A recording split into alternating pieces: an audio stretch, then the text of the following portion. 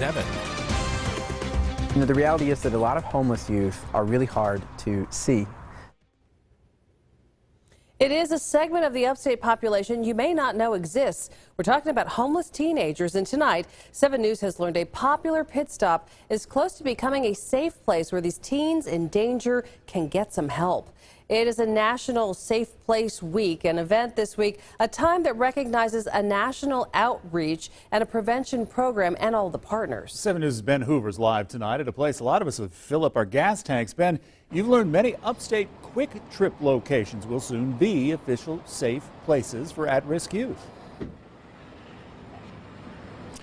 So Gordon and Amy, the way that it is right now, quick trips in the upstate are text for free locations. These signs are up in the store and in the restrooms as well, notifying teenagers or maybe even victims of human trafficking that they can text this number to get in touch with a nationwide network. But pretty soon it's about to go more local, where there's going to be a shelter on the ready to actually dispatch out help to get these teens that are desperately in help of some resources.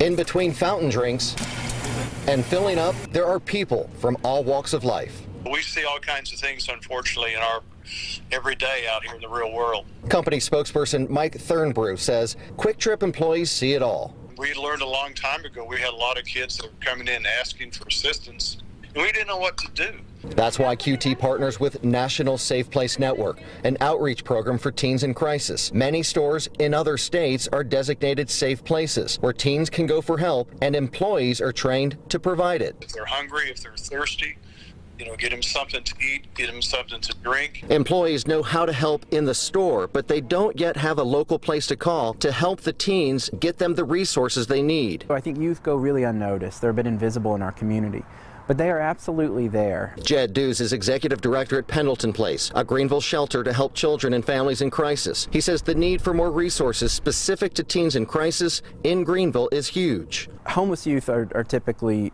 very scarred by trauma. It's the common theme with runaway and homeless youth.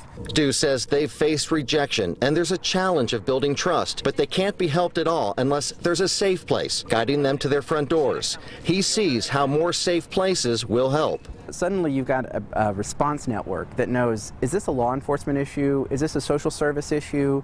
And who locally can be there.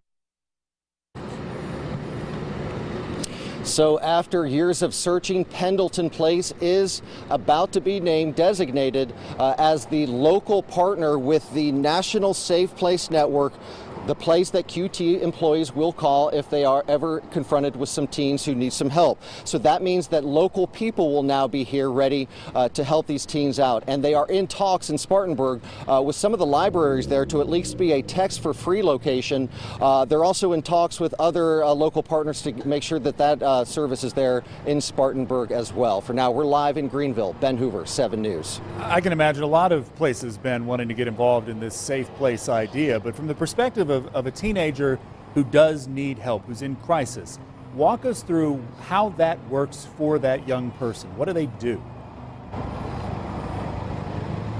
Well, first and foremost, if they need something to eat or drink, they do that. If they would like to sit in a safe place, that safe place, at least here at the QTs, is behind the counter with the other employees. They can stay there until they can get in contact with local shelter employees who will, if needed, come out here to the QT and provide transportation to some of these shelters where they can get resources like counseling or even just take a shower and a place to stay. So that's how it works.